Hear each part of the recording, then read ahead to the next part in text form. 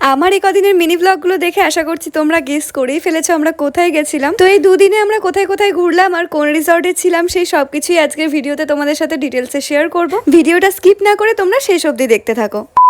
Hello everyone, welcome back to our channel. তো 29 June 4 পেরিয়ে 5-এ পা, এই পোস্টটা আশা করছি অনেকেই আমার প্রোফাইলে দেখেছো। হ্যাঁ, 29 জুনটা আমাদের ভীষণই স্পেশাল একটা ডেট। তো প্রত্যেক বছরই আমরা কোনো না কোনোভাবে এই দিনটাকে সেলিব্রেট করি। তো এই বছর আজকের দিনটাকে একটু অন্যভাবে সেলিব্রেট করার জন্য আমরা বেরিয়ে পড়েছিলাম মন্দারমণির উদ্দেশ্যে। যেহেতু আমরা নবদ্বীপ থেকে যাচ্ছি সেই কারণে কাটুয়া টু হাওড়া লোকাল ধরে আমরা চলে এলাম হাওড়া স্টেশনে। স্টেশন থেকে বেরিয়ে একটা উবের বুক করে সোজা চলে এলাম স্প্ল্যানেটে। আর এই দেখো, এখানে কিন্তু অলরেডি আমাদের বাসটা দাঁড়িয়ে রয়েছে। আমাদের বাসের টাইম ছিল রাত 11:45 আর ট্রেন একটু লেট থাকায় আমরা ওখানেই পৌঁছেছিলাম প্রায় 11:40 কি তার একটু আগে, মানে অনেকটাই লেট হয়ে গেছিল আমাদের। যাই হোক, তো ঝটপট উঠে পড়লাম বাসে। আর দেখো, একদম ফার্স্টে স্লিপারটা ছিল আমাদের। শ্যামলীতে আজকে আমরা ফার্স্ট টাইম ট্রাভেল করছি। এর আগে অনেক ভিডিও দেখেছি, প্রচুর রিভিউ দেখেছি। যেহেতু অনেকটা রাস্তা ট্রাভেল করব, তো জার্নিটা যাতে একটু কমফোর্টেবল হয় সেই কারণে এই বাসটা বুক করা। তো দেখতেই পাচ্ছ বাসটা কিন্তু বেশ সুন্দর ছিল আর স্লিপার সিটগুলোও কিন্তু বেশ কমফোর্টেবল। আমাদের বাস ছাড়তে না ছাড়তেই দেখি এদিকে বাইরে বৃষ্টিও শুরু হয়ে গেছে। দুজন মিলে গল্প করতে করতে কখন যে টুক করে কোলাঘাট পৌঁছে গেলাম আমরা তো বুঝতেই পারিনি। তোমাদের তো বলেইছিলাম স্প্ল্যানেট থেকে আমাদের বাসের টাইম ছিল 11:45 আর এখন বাজে 1:15,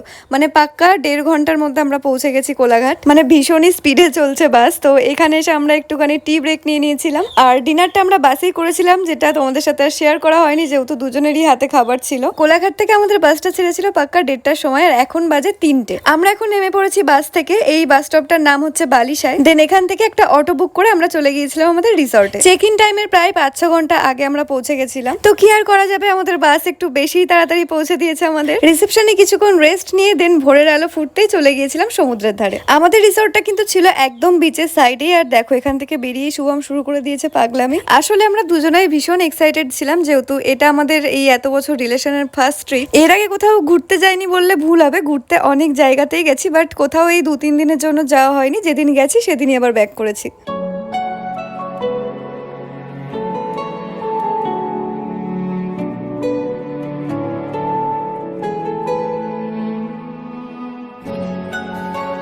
দুজন মিলে সকাল সকাল সমুদ্রের ধারে বেশ অনেকটা সময় কাটালাম, বেশ ভালো লাগছিল। আর এখানে কিন্তু প্রচুর লাল কাঁকড়া রয়েছে, যেগুলো আমি দেখাতে পারছিলাম না কারণ প্রত্যেকটা পালিয়ে যাচ্ছিল। এই একটাই দেখলাম স্ট্যাচুর মতো বসে রয়েছে। বেশ অনেকটা সময় বাইরে ঘোরাঘুরি করতে করতে এদিকে আমাদের চেক ইনের টাইমও হয়ে গেছিল। আর এই হচ্ছে আমাদের রুম। যেহেতু সেই রাত থেকে আমরা জার্নি করছি, তো রুমে এসে সবার প্রথমে আমরা ফ্রেশ হয়ে নিয়েছিলাম। আর হ্যাঁ, আমরা কিন্তু দুজন একা আসিনি, আমাদের সঙ্গে দাদা বৌদি আর দিদি জামাইবাবুও এসেছিল। আজকে যেহেতু আমরা ভীষণ টায়ার্ড, তো এখন একটু রেস্ট নিয়ে আমরা যাবো ব্রেকফাস্ট করতে। তো আজকের ভিডিওটা আমি এখানে এন্ড করছি, বাকি সবকিছু দেখতে পাবে নেক্সট ভিডিওতে। বাই।